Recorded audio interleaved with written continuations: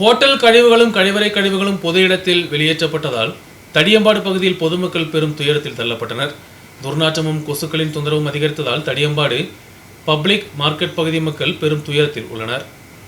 தடியம்பாட்டில் செயல்பட்டு வரும் Joe and Joe ஹோட்டலில் இருந்துள்ள கழிவறை கழிவுகள் உட்பட மாசடைந்த தண்ணீர் வெளியேற்றியதோடு இப்பகுதி மக்கள் பெரும் துயரத்தில் உள்ளனர். பலமுறை புகார் கொடுத்தும் சுகாதாரத்துறை உட்பட உள்ள சம்பந்தப்பட்ட அதிகாரிகள் எந்த நடவடிக்கையும் எடுக்கவில்லை என்றும் பொதுமக்கள் புகார் தெரிவித்துள்ளனர். கடந்த தினம் மதியம்தான் ஹோட்டலின் பின்பகுதியில் உள்ள சிறிய ஓடை வழியாக கழிவறை கழிவுகள் உட்பட மாசடைந்த தண்ணீர் வெளியேறியதை பொதுமக்கள் கண்டனர். இதோடு இந்த பகுதியில் துர்நாற்றம் அதிகரித்து கொசு தொந்தரவும் அதிகரித்துள்ளது. பொதுமக்கள் எதிர்ப்புடன் முன்வந்ததோடு ஹோட்டல் உரிமையாளர் டேங்கரில் தண்ணீரை கொண்டு வந்து இடத்தை சுத்தம் செய்ய முயற்சித்த போதும் துர்நாற்றம் மாறவில்லை. தொடர்ந்து சுண்ணாம்புகள் தூவி சுத்திகரிப்பு நடத்திய போதும் துர்நாற்றமும் கழிவு தண்ணீரும் இப்பகுதியில் தேங்கியுள்ளது.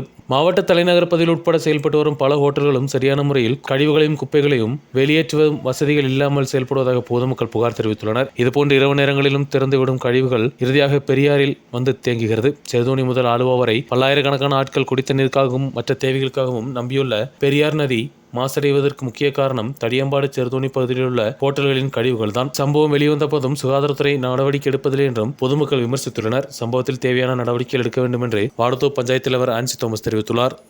நியூஸ் பியூரோ, இடுக்கி.